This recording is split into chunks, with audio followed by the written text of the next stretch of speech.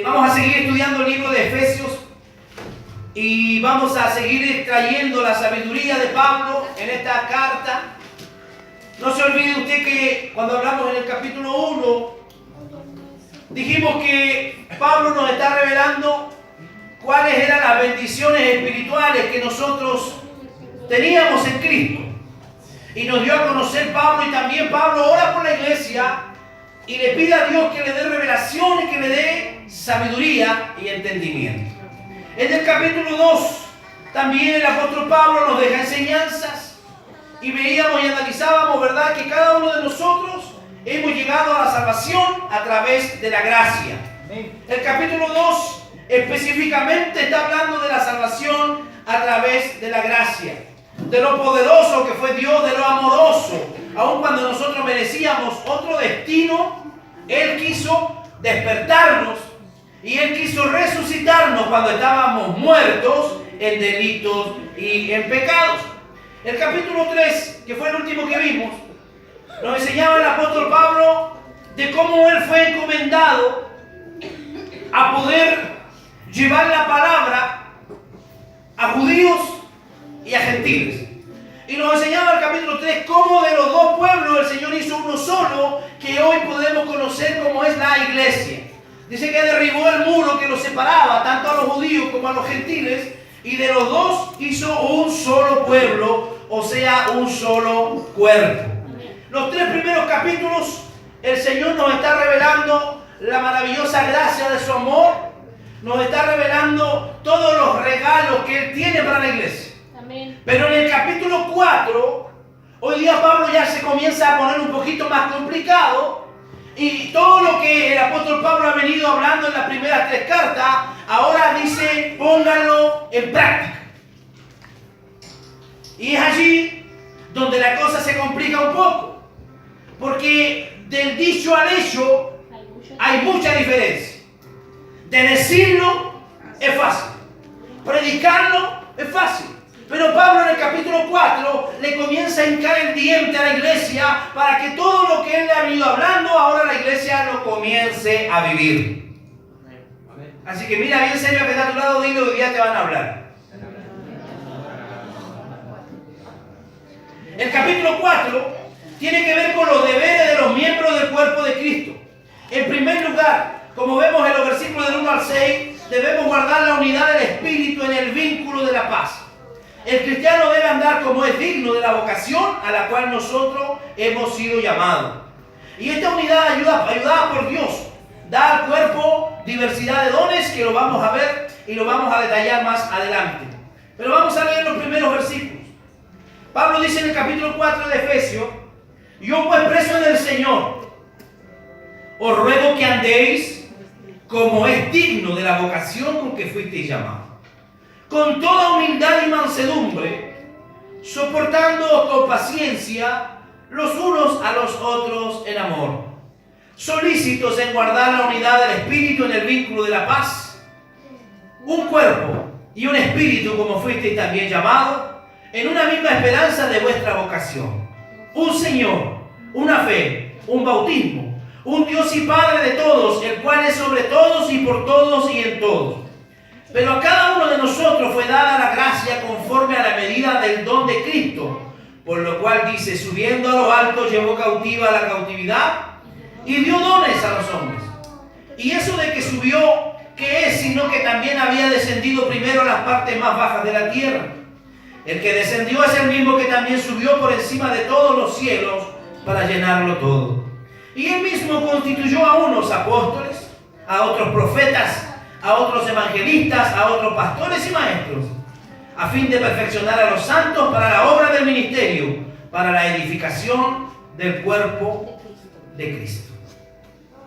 Padre, en el nombre de Jesús, queremos darles las gracias, Señor, por esta bendición y esta libertad, Señor, que tenemos de congregarnos, por esta honra que nos ha sido dada de poder abrir su palabra y de poder estudiar y de poder ser predicada, Señor.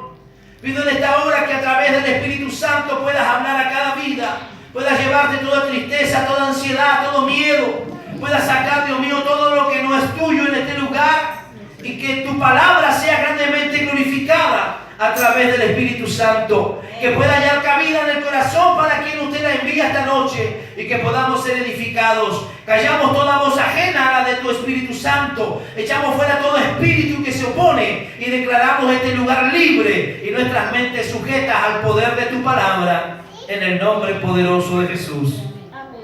Amén. Lo dije y lo repito, hermanos, el apóstol Pablo aquí tiene una gran necesidad y él tiene un gran propósito en este capítulo con la iglesia, porque esta es una carta que fue escrita para la iglesia de Efeso, pero que circuló por muchos otros lugares, por muchas otras iglesias. Y hay algo que el apóstol está aquí escribiendo. Esta palabra marca la transición, el cambio de la doctrina al deber, del principio a la práctica. No le servía de nada a la iglesia toda la revelación y todos los principios y doctrinas que Pablo le estaba inyectando si es que ellos no eran capaces de llevar a la práctica lo que él les está enseñando. Esta es la metodología típica del apóstol Pablo. Y Pablo recalca una vez más, él dice preso en el Señor. Al mencionar Pablo de nuevo el encarcelamiento, Pablo está recordándole con ternura a los hermanos que muchas veces andar de manera fiel, que muchas veces andar de manera digna al cristiano le va a traer consecuencias y le va a traer problemas. Porque no te olvides lo que la palabra del Señor dice, que cuando Jesús vino a los suyos no le recibieron. Y si Jesús con él hicieron todo el desprecio y toda la negación que recibió Jesús, ¿cuánto más cree usted que va a ser para nosotros? El Señor dijo, el mundo no les ama porque ellos no son del mundo. Amén. Así que los cristianos no podemos y no necesitamos la aceptación de la sociedad. La sociedad siempre va a estar contra nosotros. Por eso Pablo les recalca una vez más, le dice, yo preso en el Señor. Para que vea que a través del sacrificio que él está haciendo de llevar la palabra, que no siempre todo va a ser fácil.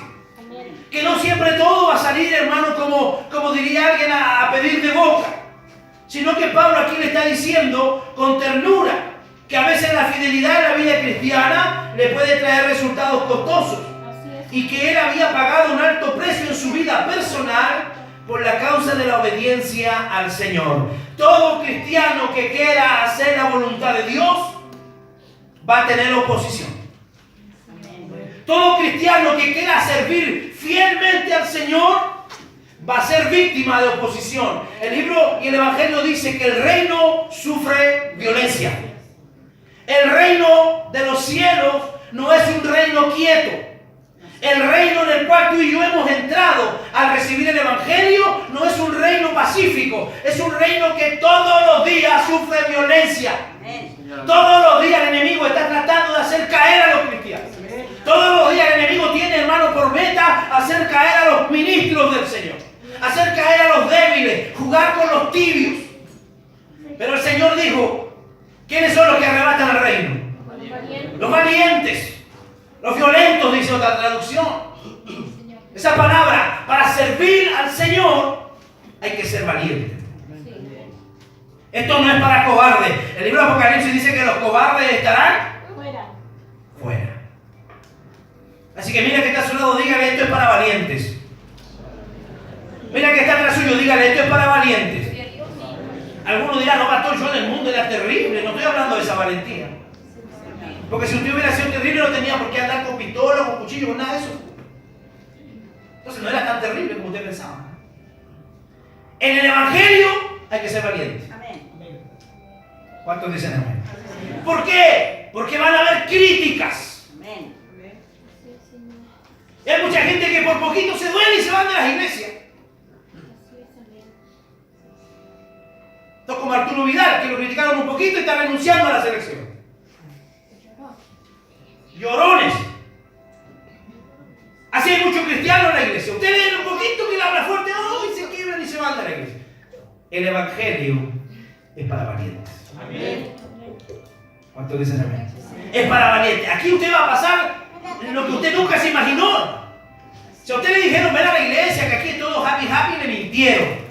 Porque parece que cuando uno más se acerca al Señor, más se levantan los problemas y más el enemigo va a tratar de obstaculizar su camino. Si hay algo que el enemigo quiere es detener el avance de la obra, ¿Y cómo lo va a hacer? Deteniéndole a cada uno de ustedes.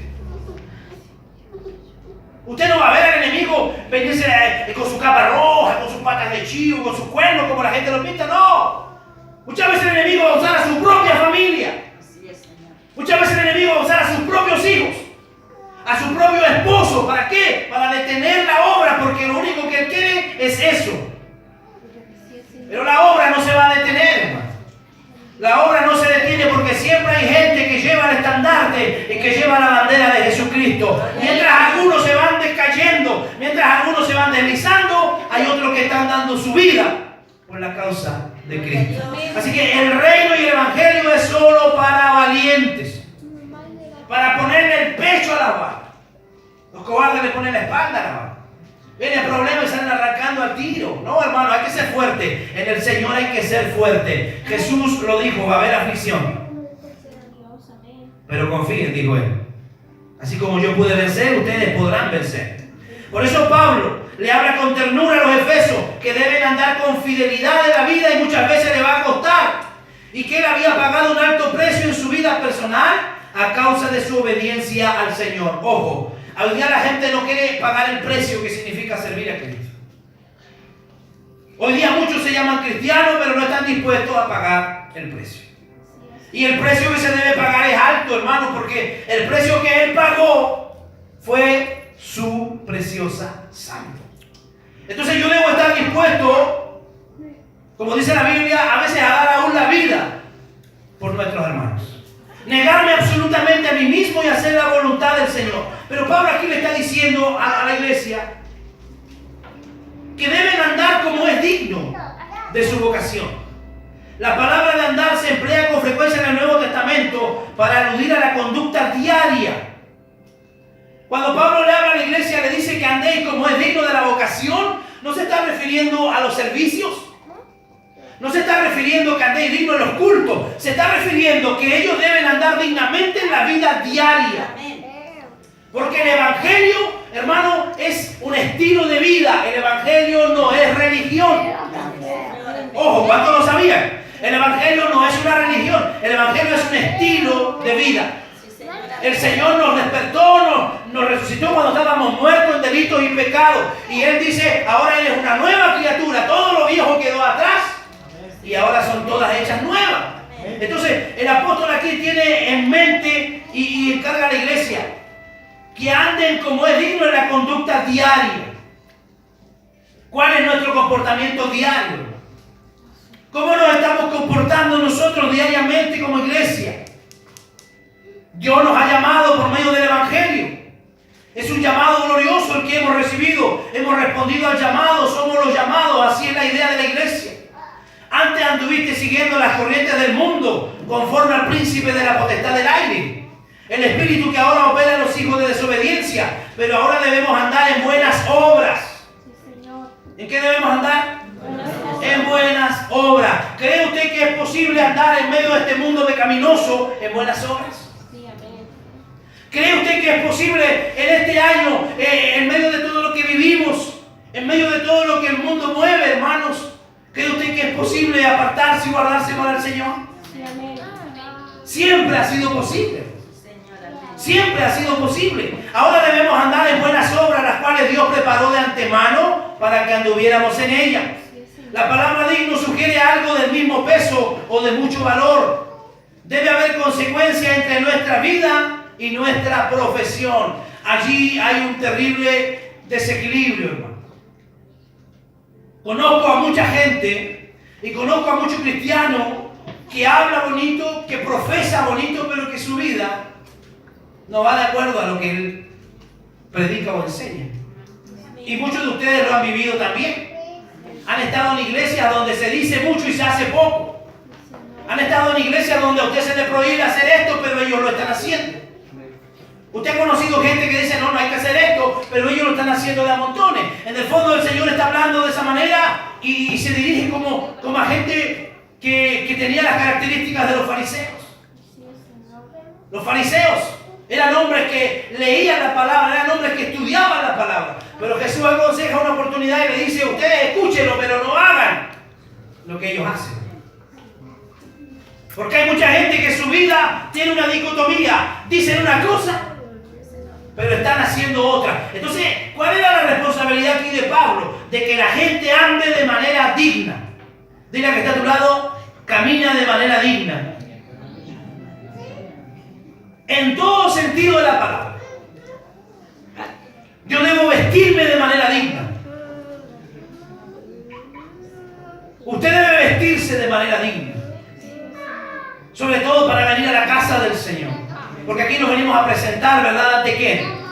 Ante el Rey de Reyes y Señor de Señores. ¿Cuántos lo están haciendo? Pregúntale a la que está a tu lado, ¿lo estás haciendo?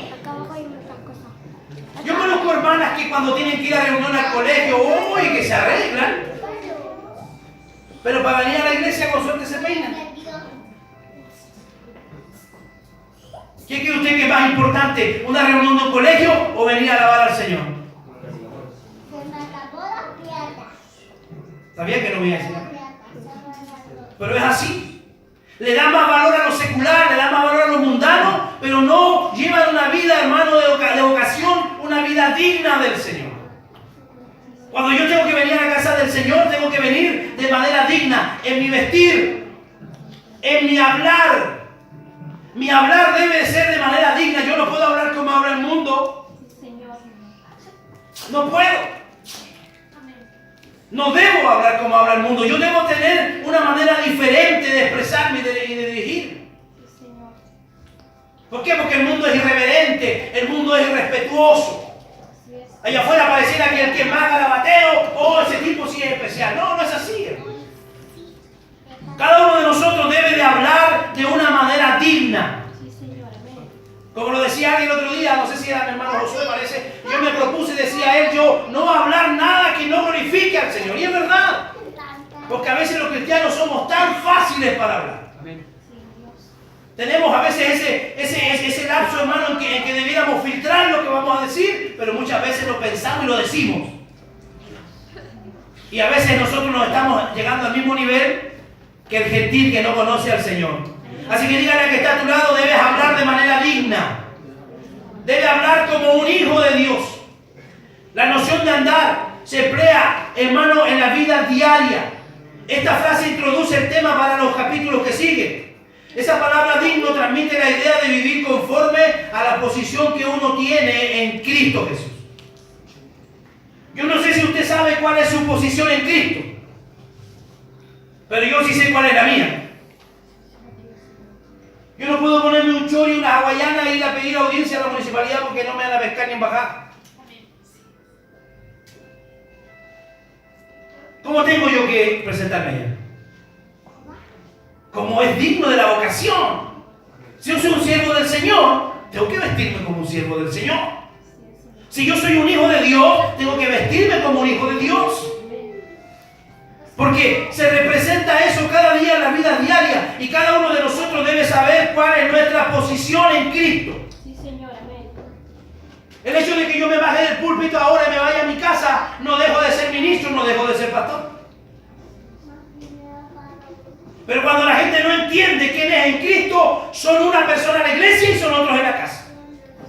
Son unos en la iglesia y son otros en el trabajo. Entonces, esa gente así, hermano, es gente que necesita tener un encuentro con el Señor.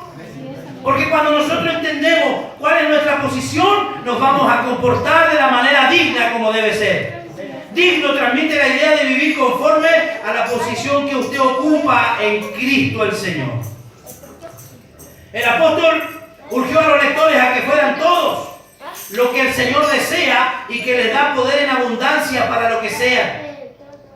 Esa palabrita vocación se refiere al llamado soberano de Dios a la salvación, como siempre en las epístolas. El llamado eterno de Dios es nuestra vocación a la salvación. ¿Para qué Dios nos llamó? Para que seamos salvos. Y cuando yo soy salvo, como resultado de la salvación, yo voy a empezar a dar frutos. Y esos frutos van a glorificar a Dios y otros van a llegar a conocer al Señor a través de lo que yo le diga. Eso es el Evangelio. Lo repito, yo recibo el llamamiento santo, recibo esa vocación. ¿Y cuál es mi vocación? La salvación que Dios me da. Cuando yo recibo la salvación, automáticamente yo comienzo a tener frutos. Y cuando yo tengo fruto, comienzo a hablarle a otra persona y esa persona va a creer y va a recibir el evangelio. Pero cuando eso no ocurre, es porque algo no está bien. O nunca fue salvo, o no se está acercando al Señor lo necesario para dar frutos. Dígale que está a su lado, te están hablando. Como siempre en las epístolas, el apóstol Pablo nos habla. Veamos qué dice Romanos 1:7. Si alguien va con su Biblia lo encuentra, por favor.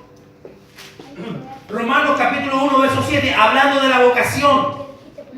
Y a todos los que estáis en Roma, amados de Dios, llamados a ser santos, gracia y paz a vosotros, de Dios nuestro Padre y del Señor Jesucristo. A todos los que estáis en Roma, amados de Dios, llamados ¿a qué? Ser santos. ¿Cuál es la intención con la que Dios nos llama? Ser santos. Esa palabra santo significa apartado, consagrado, dedicado. Yo antes me dedicaba a lo malo, ahora ¿qué tengo que dedicarme a hacer? Buscar la gracia del Señor. Ese es el llamamiento por el cual Dios le ha hecho a usted. Vamos a ver qué dice Romanos 11:29.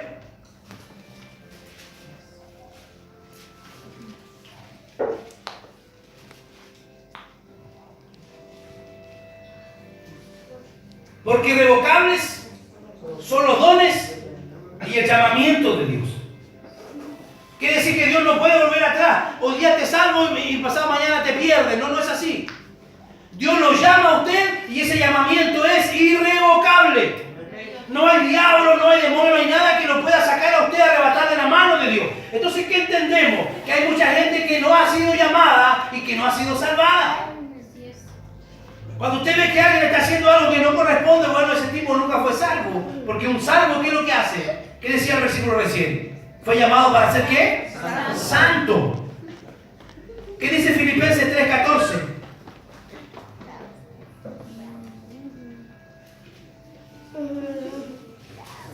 Filipenses capítulo 3, verso 14. ¿Qué dice?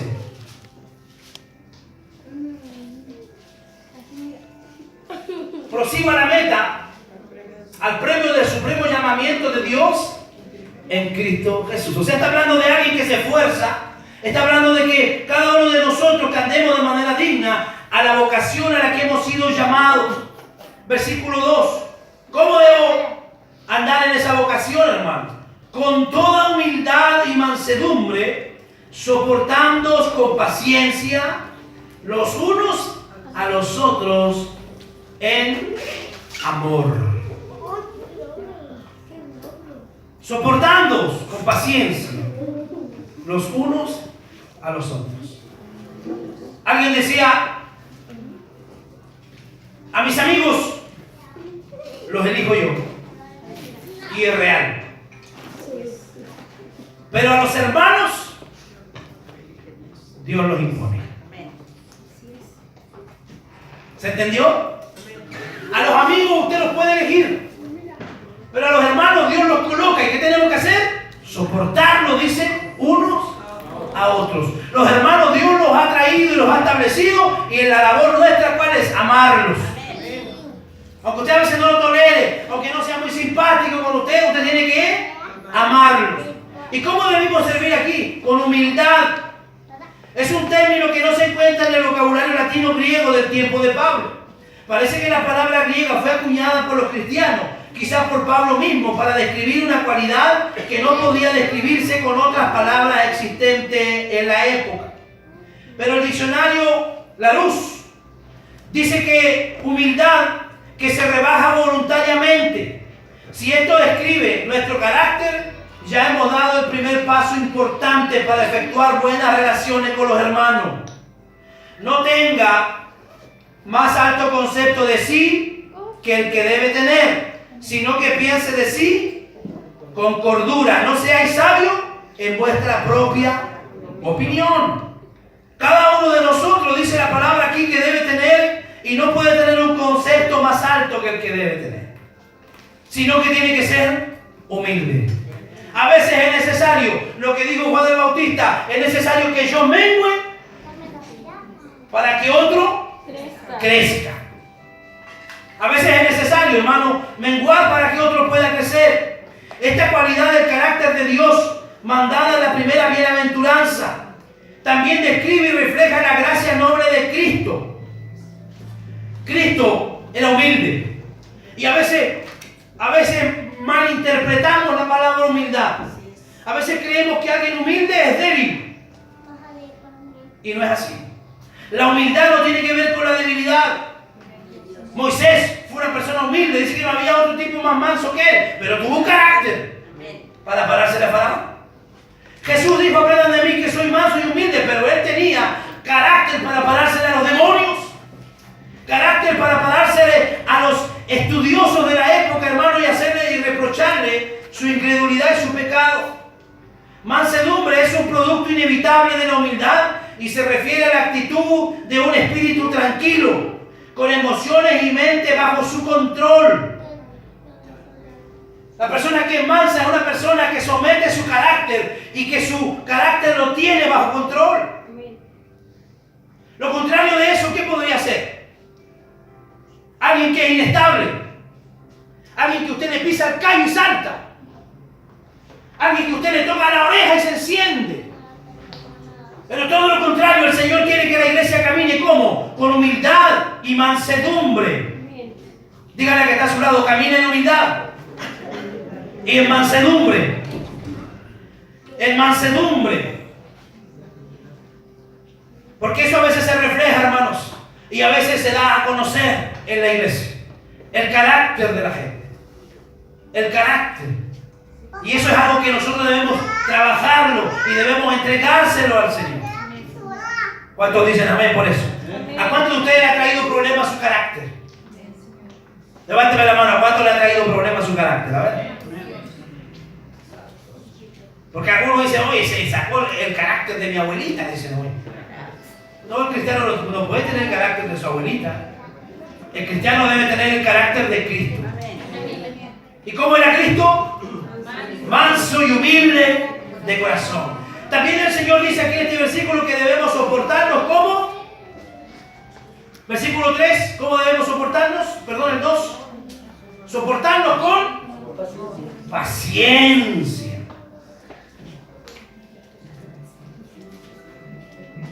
¿Cómo nos prueba el Señor, no? Soportando a los hermanos con paciencia.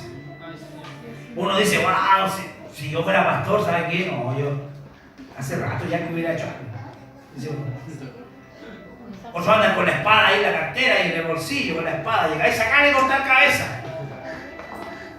No es tan fácil, hermano. Cuando yo era solo miembro de la iglesia, muchas veces decía a mi padre, y mi padre también es pastor. Y yo decía: padre, ¿cómo lo haces para tolerar tanto? ¿Por qué no actúas? ¿Por qué no haces aquí y no haces allá? Porque uno sentado en la banca la hace bonita. ¿Sí o no? Pero después cuando lo llaman a la banca está tartamudeando, ¿qué? No sabe cómo hacerlo. Porque allá se siente león uno en la banca, se siente un león. Pero cuando lo ponen en el lugar y le dice: haga esto, se convierte en un gato mojado. ¿Me entiendes o no? Entonces, ¿qué es lo que tenemos que hacer nosotros? Tener paciencia. El significado literal de la paciencia griega es longanimidad y se refiere a una paciencia resuelta que es el producto de la humildad y la mansedumbre. O sea, si usted no es humilde y manso, no va a ser paciente.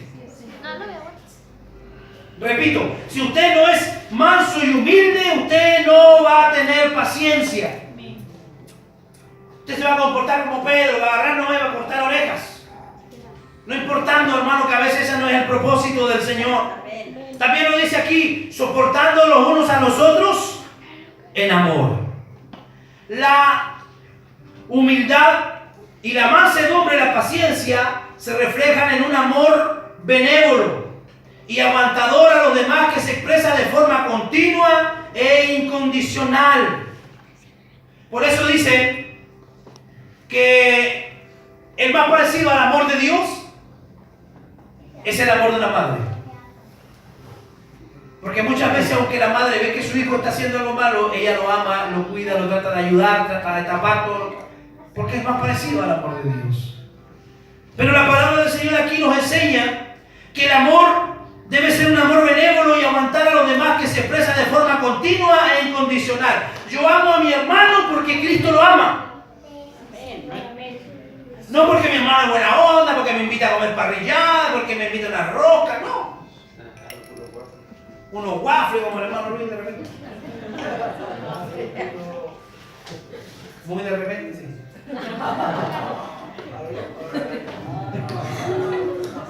Entonces, ¿qué es lo que tenemos que hacer? Tenemos que amar a nuestros hermanos de manera incondicional. Dígalo conmigo, ¿cómo debe ser su amor? Incondicional. ¿Cómo debe ser su amor a su hermano? Incondicional. Incondicional. Yo hoy no voy a ayudar a este hermano porque el día de mañana yo voy a tener que pedirle un favor y me lo va a tener que hacer. Lo más probable es que cuando usted le pida favor no se lo haga. Y usted dirá, oh, el hermano, como yo pensaba que era así. Mucha gente se derrumba por ese tipo de infantilismo que a veces ocurre en la iglesia. Pero nosotros tenemos que expresar de manera incondicional, o sea, sin condiciones. Primera de Pedro 4:8. Vamos a leer, Primera de Pedro 4:8.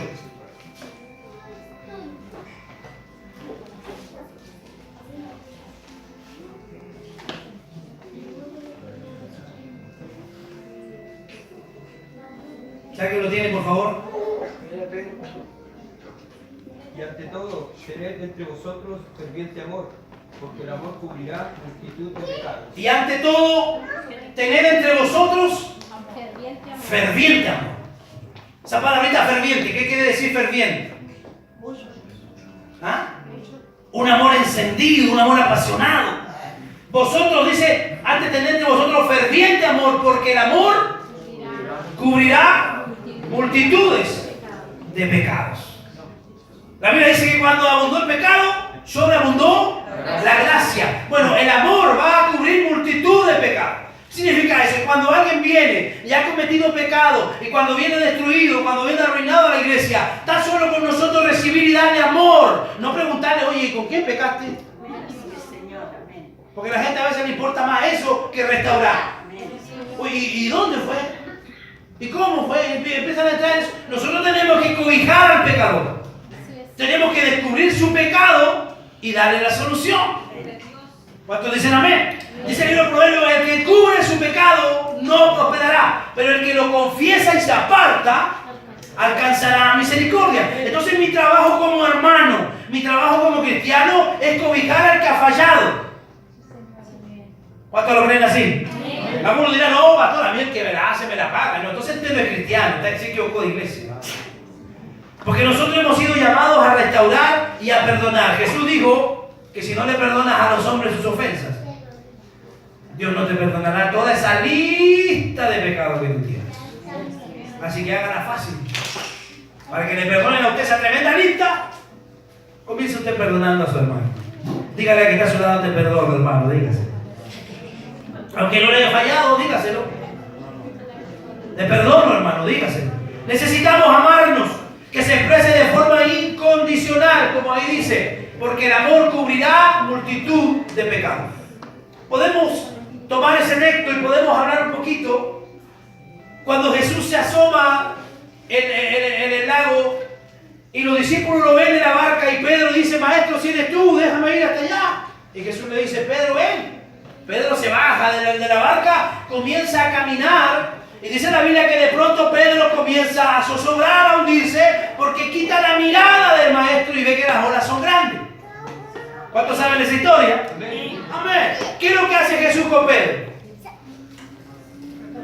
Le da el brazo, lo toma, lo levanta y lo reprende. Escuchen lo que le voy a decir. Cuando alguno de ustedes ha fallado, cuando alguno de ustedes ha pecado, lo que tiene que hacer el hermano que dice que lo ama es extenderle la mano, levantarlo, sacarlo de donde está y recién ahí disciplinarlo. ¿Me está escuchando, no? Amén. Porque hay muchos que solamente van y disciplinan, pero no son capaces de levantar al que ha fallado, al que ha caído.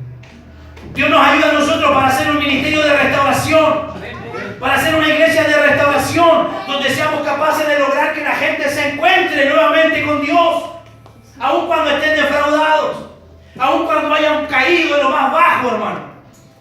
No podemos olvidarnos de que Pedro negó al maestro, pero aún así el maestro, cuando se iba a presentar a sus discípulos, le dice: vaya y busquen a Pedro.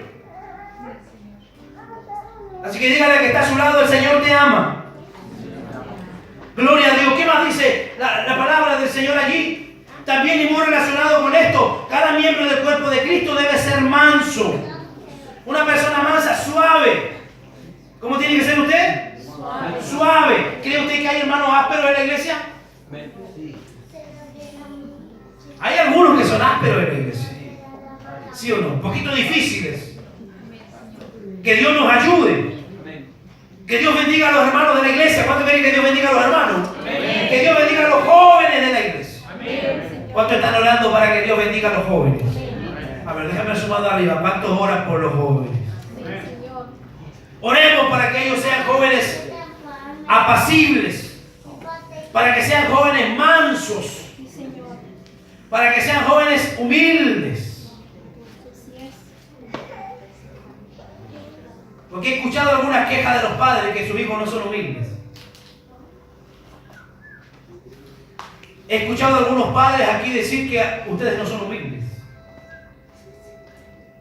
Y la verdad que el trato de Dios con el soberbio es muy duro, hermanos.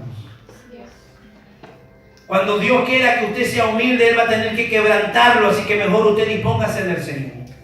Comience desde hoy a practicar la humildad. Que los cristianos sean apacibles. Y aquel varón Moisés era muy manso, dice, más que todos los hombres que había en la tierra. Número 12:3. Y Jesús dijo en Mateo 11:29: llevad mi yugo sobre vosotros y aprended de mí, que soy manso y humilde. ¿De dónde es manso y humilde? De corazón. La humildad es algo que viene de adentro hacia afuera. La humildad no se refleja en cómo yo me he visto, ojo. Por años se pensaba que parece que el hermano que andaba más vestido era el más espiritual. Y no es así. Sino que el Señor nos enseña y nos dice: aprended de mí, que soy manso y humilde de corazón, y hallaréis descanso. ¿Para qué? Para vuestras almas. Esta palabra no debe confundirse con conceptos de debilidad. Moisés y Cristo demostraron toda clase de fuerza, pero los dos eran mansos. Una persona débil difícilmente sería clasificada como mansa, porque la palabra mansedumbre se usa para describir personas fuertes que también pueden ser tiernas. ¿Escuchó? Alguien manso puede ser fuerte, pero a la vez tierno. ¿Se entiende eso? Que cuando el tipo tiene que disciplinar, disciplina. Que cuando tiene que hablar fuerte en la casa, habla fuerte en la casa. Que cuando tiene que ponerle, hermanos, el puntito a la I, se lo coloca. Un tipo de carácter, una persona fuerte, pero que hay momentos donde se necesita que sea tierno, y él es tierno. Dios nos ayude, hermano, a nosotros a hacer de esa manera. ¿Tiene algún varón cerca? Dígale que el Señor te haga manso, dígaselo. A las hermanas también. Si hay alguna hermana cerca, dígale: hermana, que el Señor te haga mansa, dígaselo. El apóstol Pablo en 1 Tesalonicenses 2, del 7 al 11, demostró su mansedumbre cuando dijo: fuimos tiernos entre vosotros, como la nodriza que cuida con ternura a sus propios hijos, como el padre a sus hijos, exhortábamos y consolábamos a cada uno de vosotros. ¿Quién podría acusar a Pablo de ser un tipo débil y tímido? Pero el apóstol ahí dice: sopórtense con paciencia. Nunca faltarán entre los hermanos diferencias y desacuerdos de alguna clase. Las diferencias siempre van a estar. ¿Sí o no? Imagínense que ustedes, que son cuántos en su familia, son 4. Y les cuesta a veces ponerse de acuerdo. Y son 4 en su casa. ¿Y ahí qué vamos a comer el domingo? No, comida china, no, que comamos pescado, no, que comamos carne. Y al final se arma todo un revuelto y se terminan todos peleando, no comen nada. Ustedes son 4 en su casa. Aquí somos como 50 y algo en la iglesia. Si ustedes que son 4 tienen diferencia, ¿cuántas más creen que tenemos en la iglesia? Pero el Señor nos manda ¿a qué? A respetar a mi hermano, a soportarlo con paciencia. Nunca faltarán entre los hermanos diferencias y desacuerdos de alguna clase, pero hay diversidad de preferencias personales y opiniones entre hermanos que no deben interrumpir la comunión. Tenemos que lograr ser maduros, porque si mi hermano no está de acuerdo con mi idea, me voy de la iglesia. Como el otro día alguien me llamó y me dijo, pastor, quiero que usted publique esto en el WhatsApp, y yo no lo hice y se fue de la iglesia y no ha vuelto más. Así que Ángelo, tú te haces cargo del WhatsApp de ahora en adelante. El que quiera pedir algo del WhatsApp, que se comunique con Ángelo, a mí no me metan en eso. Porque como yo no publiqué, se enojó y se fue de la iglesia. Dígame, ¿es gente cuerda, es gente madura? No. Entonces necesitamos como iglesia madurar. Nunca van a faltar los problemas, pero si hay un lugar, hermano, en el orgullo, y si hay mansedumbre en un lugar de despotismo, tales diferencias no serán la causa de ningún problema. Nos vamos a soportar con paciencia si es que hay amor bíblico. ¿Y cuál es el amor bíblico? Primera de Corintios 13. Primera de Corintios 13, del 4 al 7. El amor es sufrido. ¿Cuántos no han sufrido aquí por amor? Dijo Américo. No le estoy hablando del amor eros, que lo engañaron, traicionaron, no estoy hablando de ese amor. Estoy hablando de que el amor es sufrido, el amor en el Señor. Porque a veces damos mucho y recibimos poco. A veces nos entregamos por completo a la hermandad, nos entregamos por completo a una amistad en la iglesia y de pronto somos traicionados y defraudados. No te olvides lo que le pasó a David cuando él dice, amigo mío, que juntábamos y que hablábamos y juntos compartíamos los secretos. Aún así se sintió traicionado y se sintió defraudado. Por eso el amor bíblico, el amor cristiano es un amor sufrido. Un amor benigno que siempre está pensando en el bien. A veces tenemos la iglesia llena de gente que solo piensa en el mal. Que ve a un hermano conversando con alguien por ahí, oye hermanito, ¿por qué hay que pensar siempre en lo malo?